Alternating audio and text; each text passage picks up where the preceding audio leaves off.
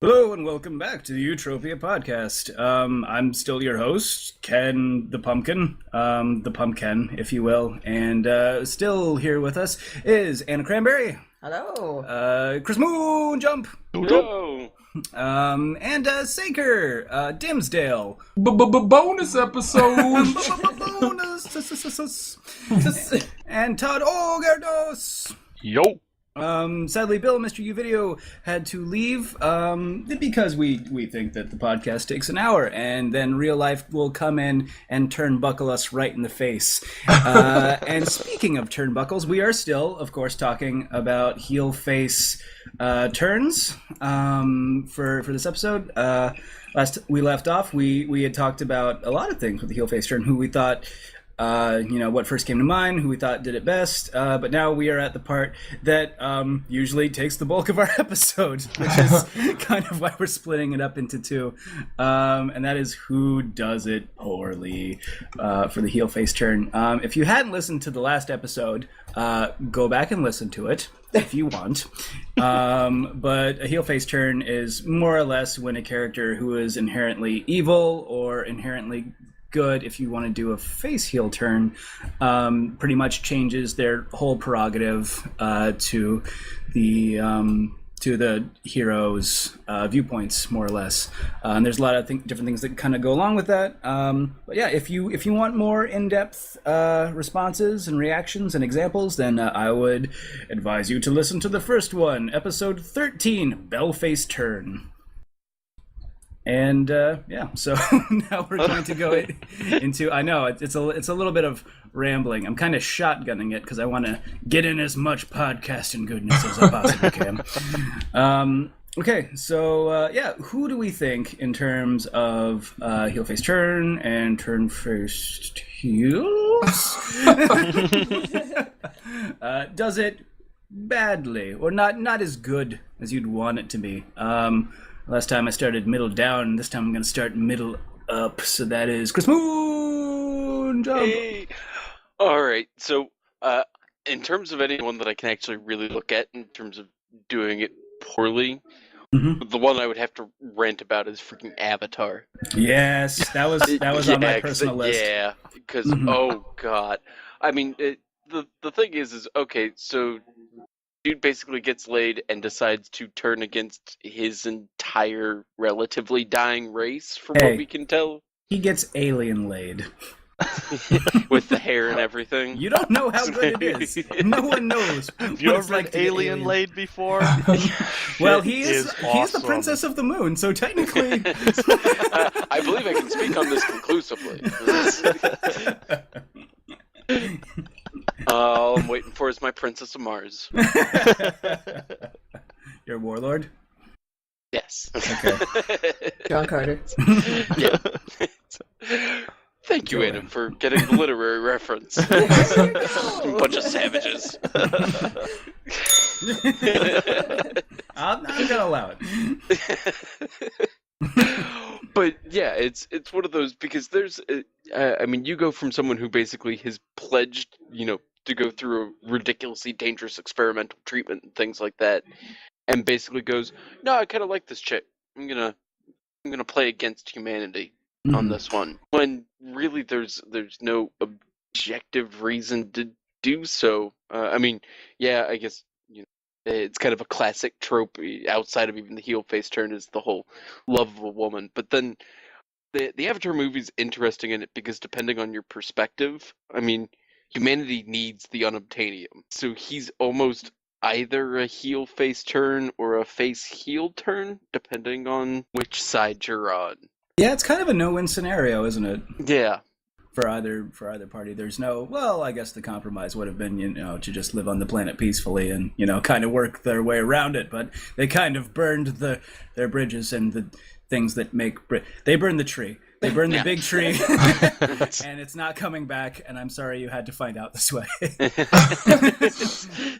And some of their dogs dead, except tree. That's a heel race turn, pretty much, for the whole. No, I read that. I read that on a website. for that whole thing. But no, it is like a whole faction pretty much of people kind of turn around to the way of, oh no, we fucked up, or this was wrong and we should have known it was wrong and we didn't act on how wrong it was. So no, it's I don't know, when it's something that's just kind of blatant or just painted so blatantly, where you have like an inherently evil side and just painted to be perfectly good and nothing is bad side. I don't know. I also kind of agree with that being a poor example. Well, and of course, that's to say that they're even attempting to do something clever or interesting with his conversion in the whole thing. Yeah. Because Avatar is a movie made of poor writing. It's Dances with Wolves. Yeah. It's there's with Smurfs. Yeah. Pocahontas. Yes. Yeah. Pocahontas, who makes the best cappuccinos. Why is that not a coffee shop? No. I don't know. I'm not gonna go into it. A 16th of me wants to respond, but I can't. No, seriously, that's canon. That's canon. We threw on the moon we don't have Indians because we don't have an India. Moondians? Moondians. No, the dark we side of the exterminated them moon? long ago. Pandorians? I mean, that just eclipses all the points that you had said before. But this is a new moon, and we will phase forward. Oh wow! Are you gonna name all the Twilight books? Is that your plan? No! Why did you have to mention it? Now I have to go back to my home dimension. No! All right, so we're down to we're down to 4 now. All right, Moonjump, you're the new host. Who's gonna edit it? Oh, I've done it before. I'll just add Frasier sound clips every 10 minutes. It's fine. Hello, I'm Crumb, the other golem. Crumb Gruffus. We don't talk about last names on this podcast, so no one knows. Hey, Anna, who do you think does heel face turn her true face heals badly? Being a completely new party and not knowing anything that's been going on before this. Oh my, this is so totally different. The one I had in mind actually was Jean Grey from X-Men. Oh yeah, with the Phoenix and the Dark Phoenix. With the Phoenix. Phoenix Light and Phoenix Half-Calf with no sweetener. Pocahontas is just on my mind. Gotcha. As a new, have we talked about that yet? You didn't know because you're a new person. Yeah, that's right. I forgot. I'm Crumb. I'm Crumb the Golem. Basically her character is, they'll flip a switch when they want her to be an antagonist sometimes. Mm-hmm. Yeah. There's not much logic to it. It's just kind of like, oops, mind power. I just imagine them in the X-Men writing room. Okay, so what do we got for this next story? Apocalypse? Nah, we did him. Okay. How about Magneto? Look, we've done so much Magneto. Okay, how about Mystique comes back and it turns out she's been... No. All right, fuck it. Let's just turn Jean Grey. Just bring her back. It's just on the check sheet. What? And not to jump ahead of my position, but I think the whole idea of a character being mind controlled into evil. Well, I guess now we're talking about a face heel turn. Mm-hmm. But yeah, the mind control is just so played. I mean, if you want it to be organic and if you want it to be interesting, it's got to be the character's own motivations and own thoughts and feelings that are pushing them to one side or the other, rather than some third party coming in. I wholeheartally agree. Yeah, because then you can't even say it's like a heel face or face heel, like, because it's just brainwashing. Mm-hmm. Like they're not. It's not technically the character acting under their own free will, so it's hard to say that falls. I mean, to a point, it falls underneath the arc or the character, but it's kind of, I'd say, a coin flip in the whole thing. Yeah. Mm-hmm. Jays. Mm-hmm. And whoa, that takes it up to Todd Ogredose. One, I'm gonna say an example, and I might be stepping on Anna's toes here. Zuko. You stole my only example. The other avatar. Yeah, if we can go from an avatar to an avatar. Mm-hmm. He's like, Zuko. And we've talked about Zuko on I think the Loner episode. We've talked about him on a couple of podcasts. Yeah, and that I've Yeah, a line that he actually says in the show is, "Why am I so bad at being good?" Because he's got the power glove. It's so bad. But he at some point you think he's going to do a heel face turn, and then he doesn't.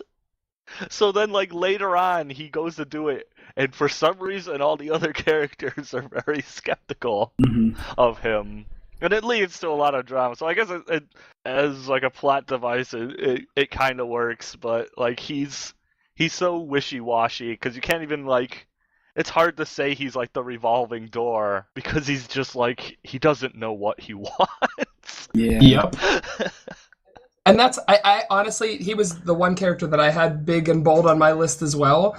Because, not just that, but just the way they introduce him, he has a really bad fever, and so he goes to sleep, and then he has, a nightmare, and then when he wakes up, he's a good guy. And, I understand they had to show some way, his internal logic, but that's called, when you have a bad fever and you wake up and your personality is different, that's brain damage. He needed to go to a hospital. Something was seriously wrong. Yeah. But when it's brain damage for the better, I mean, I don't know. I guess you're right. I don't know. You're right. Everything I turned think out. that should be the episode name. Brain damage for the better? You know what? Yeah, why not? Brain damage for the better. Good one, Todd. Furiously typing. Not just with purpose. Yeah. No, because my friend, who I don't know if he listens to the podcast or not, but Zan. Is it George? No. He does. I know George. Okay, good. As a new person, and that's the exact same person as before. That's right. It's my friend, my friend Zan, who had a cat who was apparently the kitten was a little shit. It would just get into everything and be absolutely awful. And then it ate a bee, and the bee's toxin went directly into its brain. And then when it woke up, it was the nicest cat ever. Kind of like Goku. Did we talk about Goku? Oh my god! You just did a trope in real life. That's amazing. The tale of Butter. The dumb orange kitty. He drools when you pet him. This podcast goes out to Butter. Thank you for being our number one fan. Thanks, Butter. Thanks, Butter. Can I name another Butter. example I think that does it badly? Yeah. It's not go to for it. derail from Butters the dumb cat. Why would you?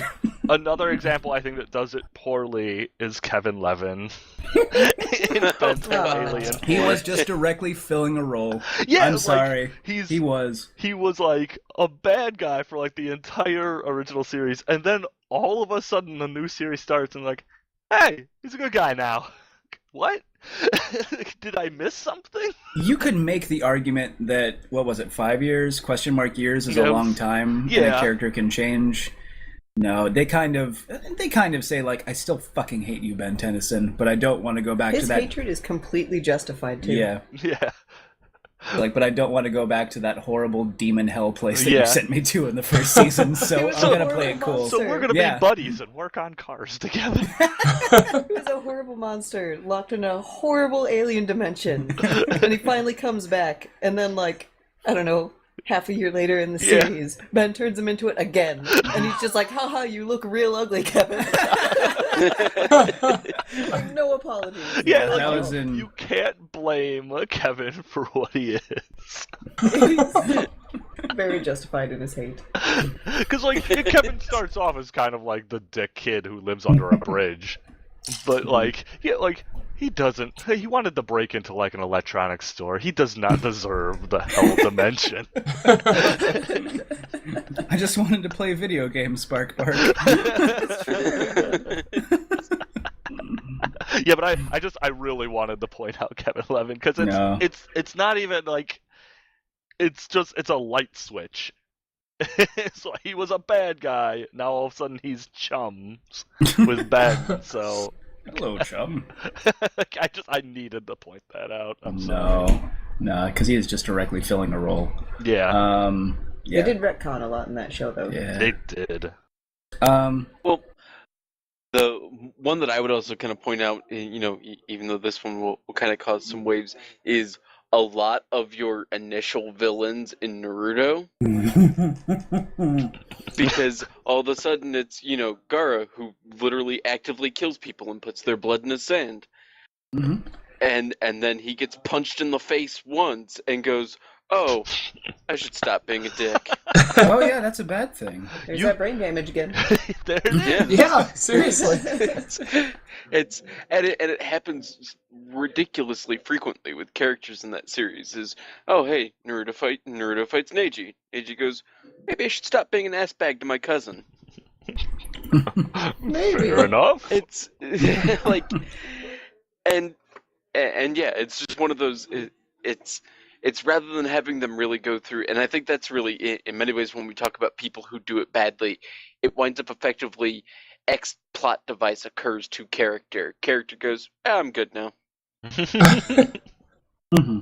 Maybe that's a technique he has. He holds philosophies in his fists. Tropu no jutsu. There you go. That's Well, the yeah, secret because because rather than actually having them develop and really grow as characters or understand, it's Naruto has friends. Maybe I should have friends. That means cutting out. yeah, yes. Okay. But no, it's just it's one of those. It's done so often in the series that it's one of those like, okay, so he's gonna fight someone, and if they're not dead at the end of it, then clearly they're just gonna be BFFs now. Mm-hmm. I think that happens in a lot of things that are aimed at children, because I was going to mention Sonic too. I mean, anyone he doesn't kill, you've got Knuckles, you've got Shadow, even Eggman to an extent stops fighting with him sometimes so that they can accomplish some mutual goal. Mm-hmm. But yeah, so there's that trope of, beating you into friendship, which I think you mentioned earlier. Which is pretty much just Pokemon when you think about it. Yeah. Wow. Yeah, Pokemon is just directly being... I just beat the hell out of that animal. Time to enslave it in the ball. Now we're good buddies. Dumb, stupid animal. Oh, butter. That's gonna be the name of my next Meowth. That's right. Well, and yeah, I think it's one of those, like, it's so obvious it's a very common trope in animes, and yeah, especially in kind of the general shonen genre and everything. Mm-hmm. Or as I call them, Narutos. Catch all. Bakis? Yeah. Baki to the future. I feel bad. I feel bad. If I could take that bell away, I would. Can I get a that was bell easy? redacted? That was easy. That's like the nega bell is that was easy. It's like when you did it. There it is. That's too easy. Too easy. Mm-hmm. Saker, did you think of a new example or any further it's me. statements? Yeah, and I had some ones that weren't underlined as hard as Zuko, but I certainly I have a couple. I think that heel face turn can be used badly in a couple situations. One is when I think the writers don't understand what's going on, such that it almost becomes a revolving door. And one example for this, I think, is Godzilla, where he's a bad guy, he's a good guy. Depending on what era it is and who's writing them and what social issues are happening at the time, he's just sort of a reaction to either the writer or the public or some other issue, which can get a little messy in terms of what his motivations are. Well, it's just he's a bad guy until every once in a while a moth that has people singing at him bitch slaps him in the face and tells him to knock it off. Head in the game, guys. But and I'm sure there are other comic book, trope or comic book writers and characters that hit this as well. But I'm not as well versed in comic books as guys are. But Yeah. You know Death Note. Yeah, Death I mean, Note. Ryuk will do anything for an apple. Oh, wait, that's a meal face turn. Okay. That has a peel boy. face turn. Another one that I had was in Salem. I mean, Sailor Moon is another example In of Salem? beating in Salem. Which beating you one? into.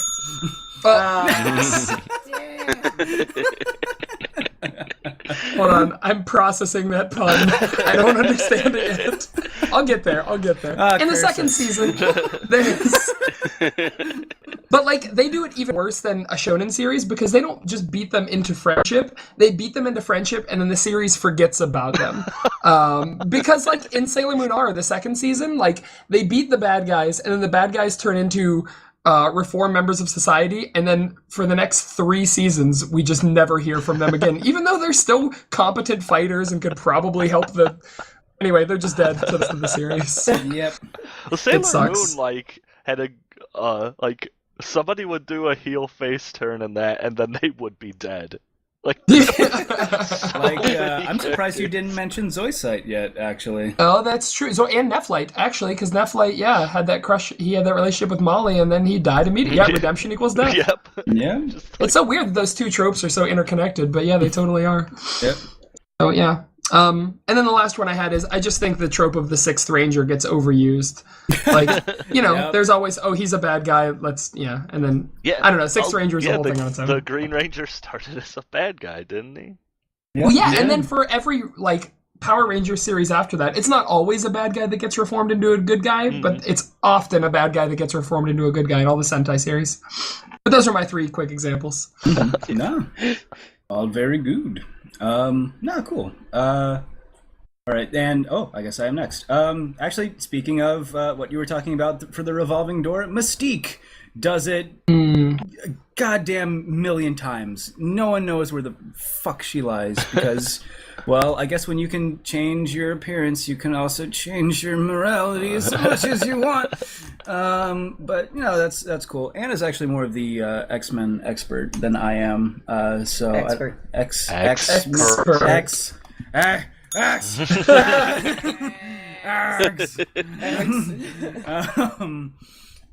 So maybe she could speak a little bit more to it, but no, Mystique just does it a lot of times, and even in the movie series, Days of Futuremen, Days of the Past Futuremen, you see a little bit of that too. I won't go too much into it because 2 years. But maybe more time passes than 2 years in that movie. I don't know. I haven't seen it yet. I'm just appearing for the first time. That's canon. That's canon. But no, in the movies, her alliances change quite a bit too, and I know in the comic books, absolutely. My big example for who does it badly, and you know what, I might just be biased, is Iago from the Aladdin movies. Hoping someone would bring that up. What? I can't say that anymore. Hello. I was in so many movies. All of them, I was a sniveling little whatchamacallit. Oh yeah, a parrot. But no, I don't know what it is. Maybe it's just his character bugs me the wrong way. But it's like the sniveling kind of character that'll just switch sides in order to stay alive. And I don't know if that's necessarily part of the trope, but or maybe it's probably its own thing altogether. It's probably just survivalism. But I don't know, a character that just kind of doesn't stick to his morals. Speaking of Ben 10, there's a porcupine character that does something kind of the same too. Arjit. I liked Arjit.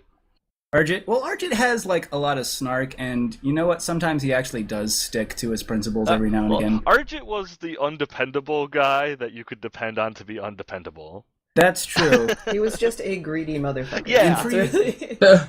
He's the For Larfleeze of the Iago. group, kinda.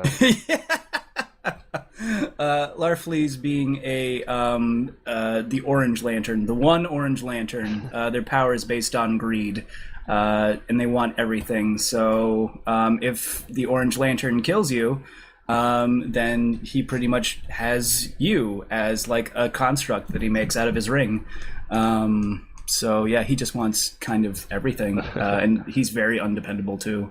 But for Iago, you can't even trust on him to be undependable, because sometimes he'll legitimately like the characters he's with. Maybe. Yeah. Yeah, I don't know, and I am including the TV series into this too, which is its own bag of worms. The second movie had his face turn, wasn't it? Yeah, that's exactly true, because in the first movie he just gets sucked into the lamp, but it was Gilbert Gottfried, and he was popular, and he was a bird, and who doesn't want to see Gilbert Gottfried as a bird again? So they brought him back in the second movie, and he became part of the group. Pretty much, he became the anti-Abu. I don't know. Maybe that's a little bit too forward thinking for the Aladdin movies, but no, it's for Iago. It's kind of hard to kind of go with it, and I guess maybe that's sort of its own trope in general. Yeah. Any other thoughts for who does it badly or who makes it redundant? Well, I mean, you mentioned Mystique, and again, I'm not as big on comic books as you guys, but I think the fact that she keeps a lot about herself so close to her chest. Like, she doesn't, talk about her motivations too much. She seems to have her own sort of agenda a lot of the time. Yeah. And so it makes it hard to understand if she's a heel or if she's a face at any given moment, simply because she's got so much going on internally.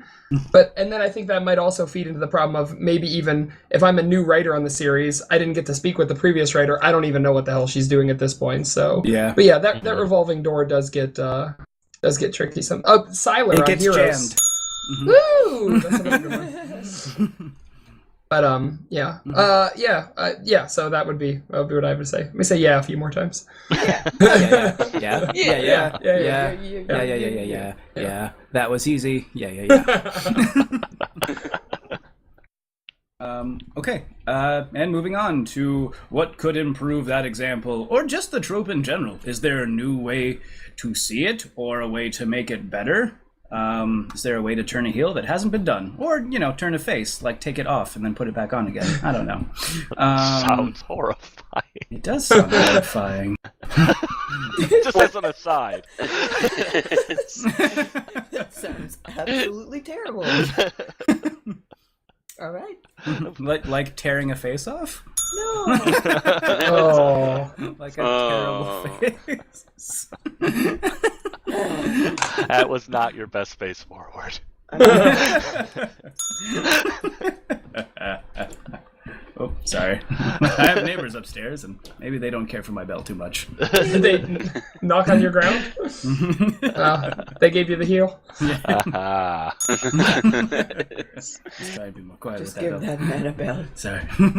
Give the man a bell. Oh, no! No, I have to go back to my home dimension. No! Oh, hey, guys, what's been going on? It's Ken, back from the other dimension. Todd just keeps ringing a stupid bell. That's all that's happening. Oh, that's unfortunate. Is this canon? Yeah. No, this is Ken. Is this canon? Yes, this is Ken. Nick Cannon, Wild and Out. Canon. So where were we now? Oh, well, it says in the notes, because Crumb took very good notes, or Cram, whatever his name was, I don't know. What could improve the example or just the trope in general? Is there a new way to see it or to make it better? Probably a joke about Face Off. Anyway,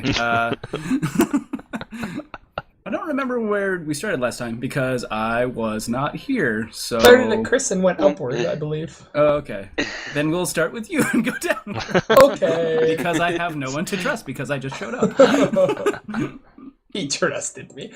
This is my face heel turn. Okay. Oh, unless I was a heel all along and I didn't know. Anyway, so I think one of the things that can make the heel face turn more interesting is a more brutal face. And what I mean by that is the heel face turn is always organic, I think. And the face heel turn can be organic or it can be something inorganic like brainwashing or something like that. But we never see an inorganic heel face turn. So I want to see a brutal face that like brainwashes the bad guys into being good guys. A good example of that, Doc Samson, the Man of Bronze, used to, that's how he would defeat his enemies. He would beat them and then he would brainwash them into being good members of society. That is awesome.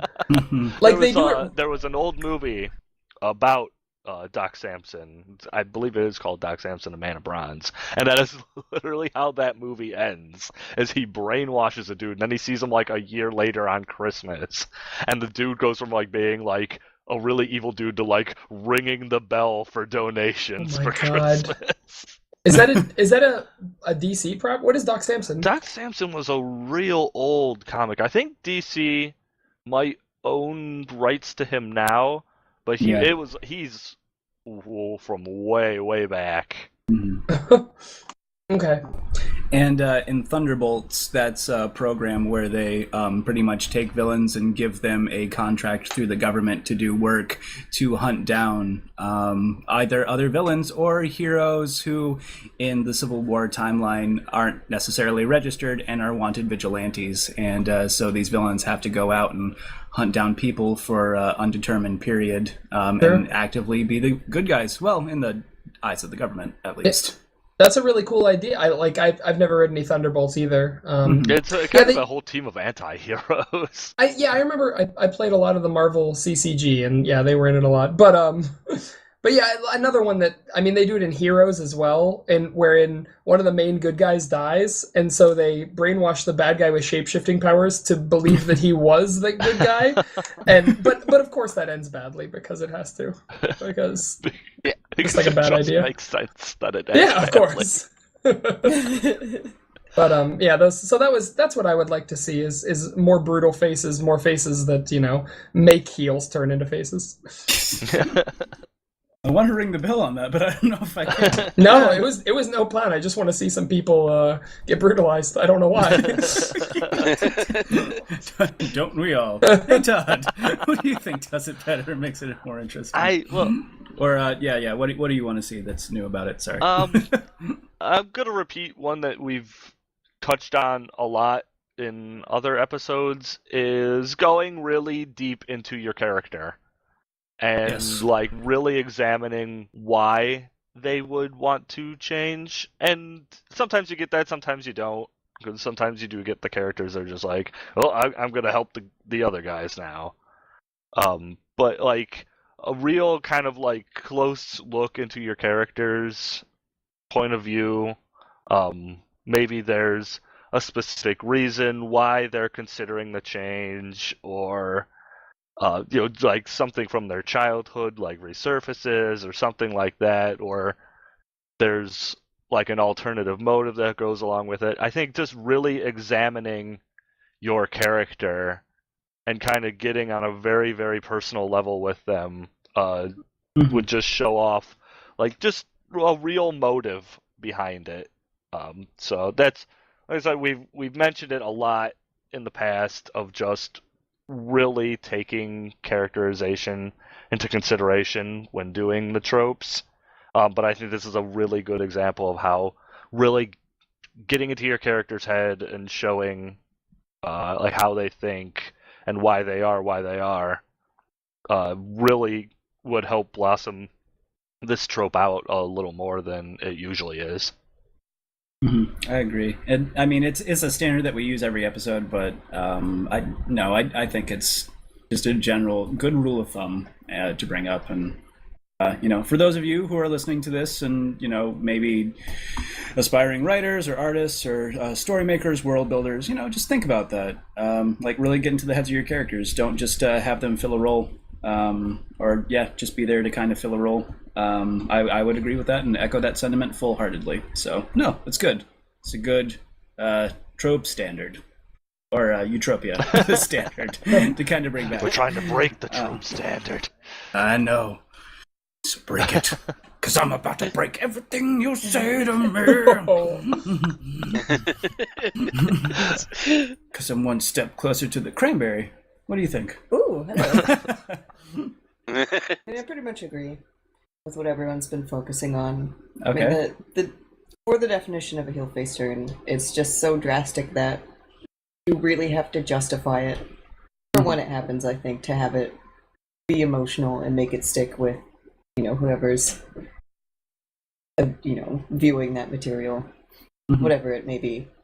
One thing that came to mind for me was Spike from Buffy, Yeah. actually, who it starts off with kind of a bullshit reason. He's got, like, he wants to be evil. He wants to murder people, but he's got a chip in his brain Yeah. that, like, shocks him whenever he tries. So he's literally being forced to be good, and he hates it. Like, he's not mentally stopped from thinking evil things. He just can't do them. Yeah.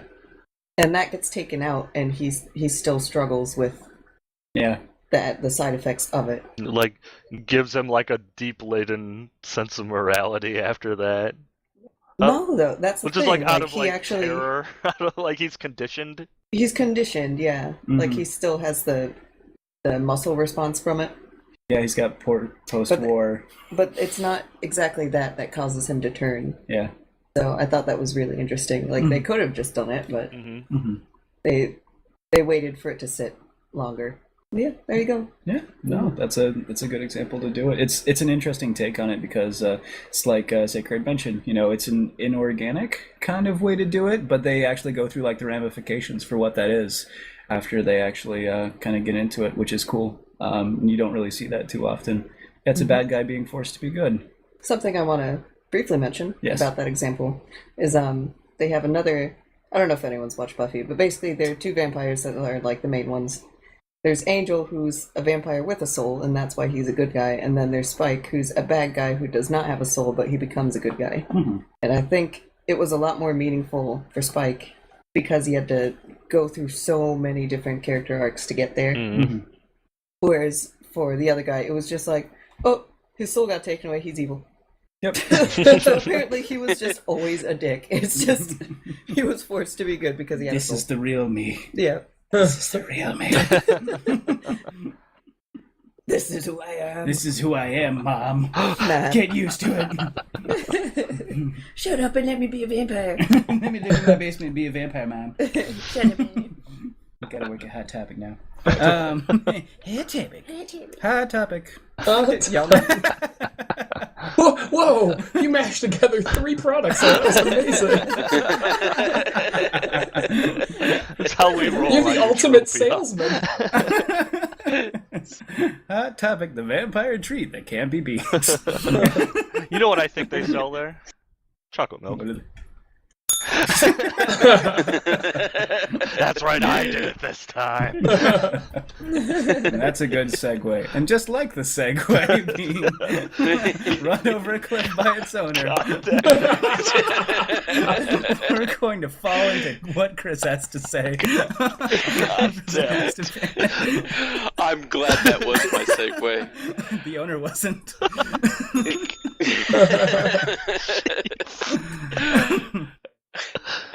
So, one of the things that I think is important when it comes to the heel face turn is, in many ways, we have a lot of really great real life examples of it, and in many ways, it kind of goes back to an old truism of your convert is your greatest crusader.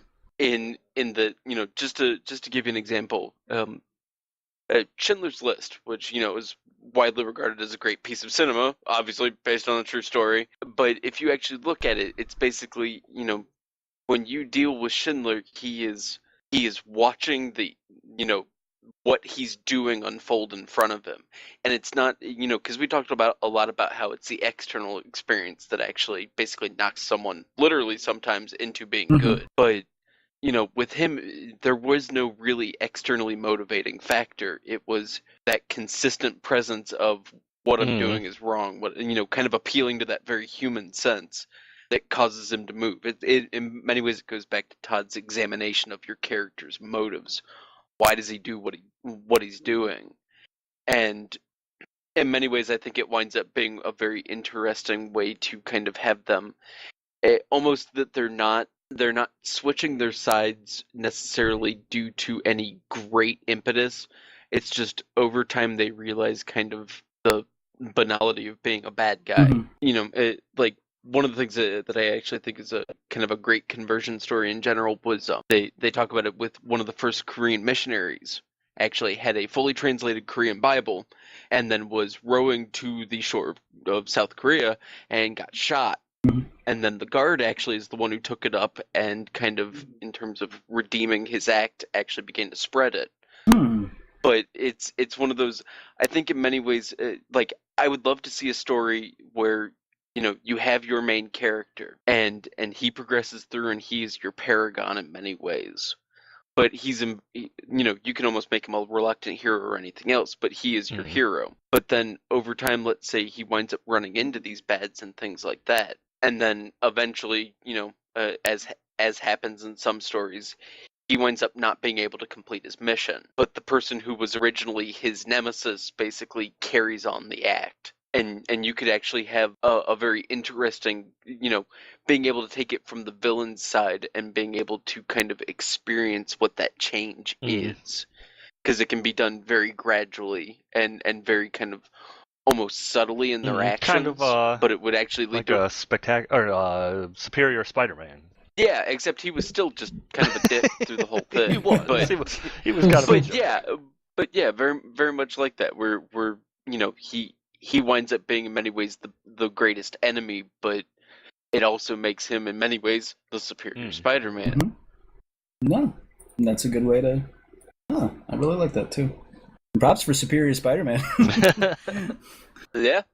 References, yes, that I've been reading. Yeah, no. Oh, shit, I'm next. Okay, so for mine, and it has many segues embedded into it. What I think I would like to see, or what I guess my improvement would be instead of having an emphasis on good to bad or bad to good, is the other side of the alignment spectrum, which is law to chaos or chaos to law. I would be much more interested in seeing a character who is, and I want to emphasize this point, going from the side of law to the side of chaos. Maybe sort of like your V for Vendettas, going from a totalitarian to an anarchist, more socialist sort of foray, but. I don't know. That universe is very kind of contained in itself. And I'll be honest, I read the first Alan Moore book. I maybe didn't get all of it. The movie was very simplified. And it has some, whatever your stance might be on anarchy or the government in general, there are, merits and flaws to living in a chaos-driven society without a government. And there are, the very opposite end of that spectrum where everything is controlled by just the government in general it has its own merits and flaws as well. But I would like to see more stuff like that. I mainly think of Judge Dredd. I think very much for the law. The law. I should have. No, that's not badly. He doesn't really change shit, except for Rob Schneider, who changes his role many times over, just in his acting career. The Dreadmeister. The Dreadmeister. Dreaderino. Making copies. Making arrests. No, just something more for. I want to see more law to chaos, because sometimes you'll have like the barbarian who kind of turns around. I know in the Dread comics they have a character named Spike too, who is pretty much just a street punker who wears a World War II era grenade that is still live as an earring piece because it is retro and cool. Sounds like a good idea that nothing can go poorly. Surprisingly enough, I didn't read far enough to see anything happen, so I'm assuming it all went well. But yeah. Well, oh, sorry. I mean, I think your law to chaos thing is really interesting, and you kind of see that in little doses with a lot of characters. I think Hulk is a really good example of that. Yeah. Where you have Bruce Banner who does that all the time. But yeah, and I would love to see more of that. I think he's a really interesting character who kind of embodies the spirit of law to chaos in little doses. And like a Dr. Jekyll and Mr. Hyde. Yes. There's your literary example, Chris. Good. Well, and that's one of the things in thinking about it with the law to chaos and the chaos to law is because if you think about it in many ways, if you were to have a barbarian basically become a nobleman or something to like that effect, an unfrozen caveman lawyer. Yes. but the question winds up being when you have a character make a transition like that, or even for any of the heel face turns or face heel turns, is do they keep some of that residually? Is the barbarian still very much is he still very much noble, but still very much savage at the same time? You under arrest. Anything you say or do will be done against you. In court of law, you will be provided with totem item. If you cannot afford totem item, you can borrow crumbs. But at the same time, it winds up being a question of do you let them keep some part of their past, or are their actions basically an absolute rejection of what they were previously? I think a good example of the question that you're posing, actually, and of what I'm kind of bringing up here is Catch Me If You Can, actually, Leonardo DiCaprio's character. I love that movie. And he was, a runner from the law, and they recruited him for that reason exactly, because he was the best at what he does, and he was able to kind of reverse engineer it and, make that his job. The White Collar show is like that, too. Yeah. But it can be used, I think, for that sort of situation. And I guess, when you kind of bring this up, a lot more examples sort of get brought up with it. But I don't know. I'd like to see it a little bit more. Also, I'm going to submit Barbarian Lawyer as part of the Pantheon with Skeleport and Chocolate Milk Spider-Man. Scare Devil. Don't forget Scare Devil. And Scare Devil. The man who has nothing but fear. Constantly.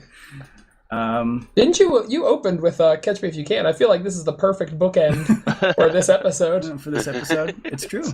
And you know what else? It also, and I swear I did not plan this. Our next episode where we are going to be we're taking a general. That's the new sort of format in the lineup. This is our general, and for the general, we are going to be talking about law versus chaos. Oh. Pretty much overall. So this has been good. I'd like to thank Saker Dimmsdale for subbing in with us this week, and thank you about heel face turns. Thank you. No problem. All right, and anything else before we sign off for this special bonus episode? No. Nope. All right, fair enough. I'm gonna go Anna down, pretty much for our sign off. Okay, this is Goodbye. Anna Cranberry saying goodbye. Good night. Along with Oh god, am I next? Moonjump. I forgot. And we'll skip over to me for Saker. Hey, I'm Sager. Goodbye. And last but certainly not least, Do I say something here? yeah, maybe. Goodbye. Thanks for listening, everyone. Yeah.